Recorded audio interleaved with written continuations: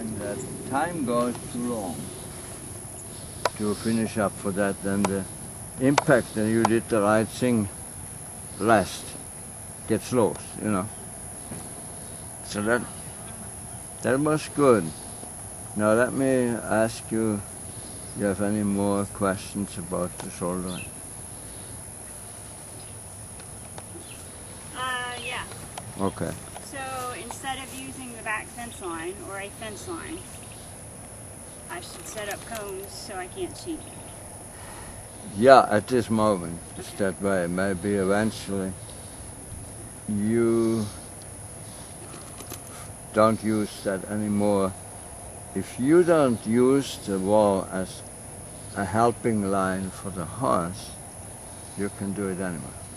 Right, You know. which is the idea. Right. And too often people in riding tests, you had bigger walls and now they have these Right. little walls. They can't use it and they're kind of lost. So it is really superior to do the shoulder in without a fence. A fence can be a crutch that you then work against the fence and bring the shoulder in a fashion of yielding to the leg. But when the outside leg has to be the fence, it's always better. Now the other thing is, logically if you ride a test and in a shoulder in, the horse loses the wall, going more inward, you have to make some kind of a compromise to get back to that wall, which then messes up your mount. Yeah, well, I don't think You we're ma- going to be you mix shoulder show anytime soon. You mix the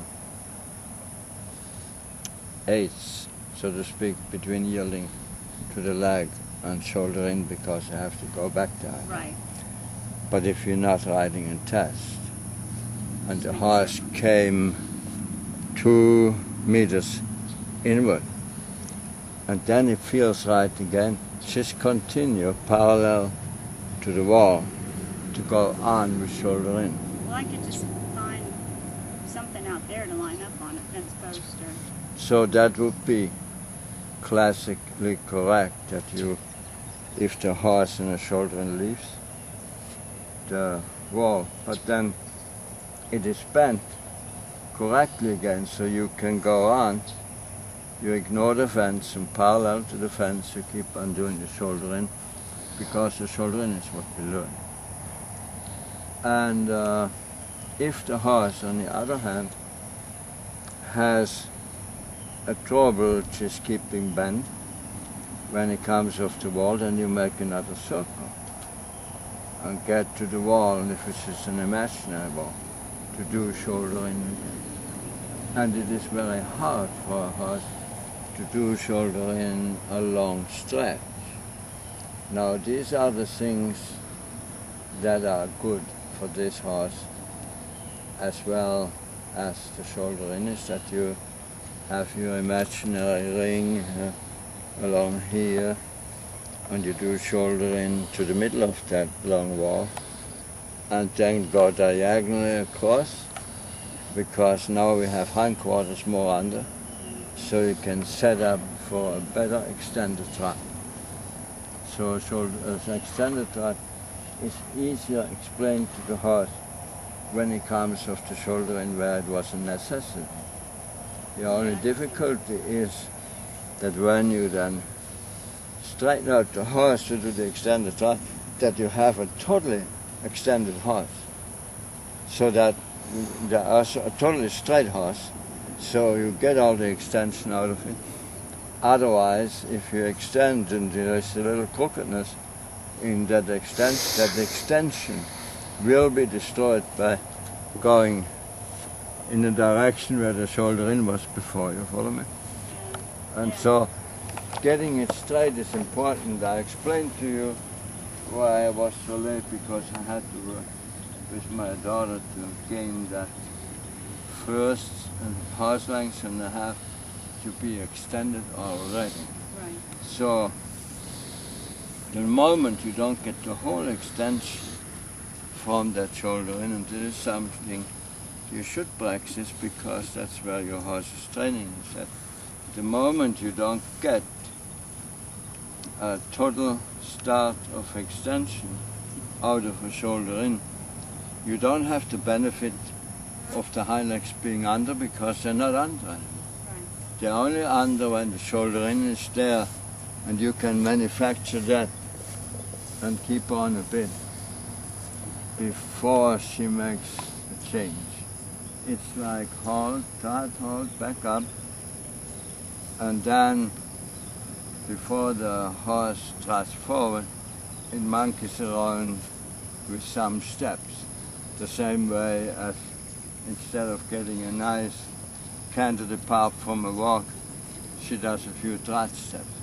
All those things in between are just for the horse's gimmick to rest the haunches, to get away from work, you know. And shoulder in is the same thing. If the horse leaves the wall and you every time start again from up there, pretty soon she figures out that's a way to rest. Yeah. Like so a rider wants to learn canter and then something falls apart. And I'm telling that to you from a teacher to a teacher. It falls apart and the rider, instead of shut up and canter on again, goes, he wants to come to you and chat, why the hell it fell apart. The horse learns that it gets a rest if it stops cantering, then you sit around and chat. So consequently, horses the more intelligent they are, the more they use little things against you. Yes. So habitual, it is best to say to the horse, shut up and do shoulder in. If you want to do it here instead of here, fine, you know. On the other hand, you must realize that it is a tough movement with a lot of collection needed, that maybe a horse cannot go all the way up there right away, you know. And there is another thing. I remember in Warndorf in the school, people preparing for tests for riding instructor, and they complained that you have to hold out. Somebody said I have to hold out that shoulder in that whole wall. And that meant they tensed up and stuck their body here and want the horse to go there. You don't hold out. You go and ride every step. Relax, like a new step, every step. So the horse is fresh and doing that movement every split second as you ask for it. And that is something also that goes into aids, you know. I just couldn't say it to those people that way because they don't ride that advanced, you know. But that is the thing, you must be able... Well, because each time you ask for the step, it's a new, you don't just stick your leg in and leave it. Yeah, you don't have to ask each time either. The horse can do it more or less on its own. But before it gets wanting to flatten out, it needs to be reminded what it's doing. That's when the leg comes again, you know. You sure made a lot of progress with Stefan. Thank you. She is more social. She is, a lot. Yeah. A lot. Yeah. Imagine what she'll be like next time you come. Now tell me, is there something else you need to... She's shoulder in events, she gets turned into half pass. Yeah. And Well, I don't think we're ready for that. No, the half pass is learned by going sideward in the shoulder in and whatever. So what we work on now is we still keep the leg yield. We add shoulder in. Yeah. And all right. So now, what are we supposed to work on at the canter? Make sure that you can bring eventually simple transitions where the walk it goes into the canter. There is no trot. Okay. And when you have straight line somewhere that you make sure that she doesn't throw the hindquarters in there to go crooked along it. Because when you have to extend and the horse is crooked, it stays crooked. Yeah. All the while it's Can't hard. fix it. Yeah, because you had to collect the thumb to bend the thumb so the horse could be again straightened out. Okay. But no lengthenings at the canter, just at the trot. When you do lengthening at the canter, you should rotate from more collected to more forward. Should we be working on that? Or You just do can, it at the yeah. trot? Okay. And the thing to remind you to do most is not always when something was done to throw the rein away, but as soon the horse says, I now need that rein, Yes, she does. you always throw it away. She I does. want it. She does. You know, so She does. it has to be that she for 10 minutes, 15 minutes stays on the bin. And I guess that's how the blue tongue came about too. But it was from an idiot and a swine who was helpless Right. to give the horse a bite. Okay, so I need to be less giving her a break. You have to ask her to keep her noggin softly flexed. It's not so hard to be softly on the bit than having to fight all the time to go back on the bit. You know, Yeah, you that's- follow yeah. what I'm saying? Yeah.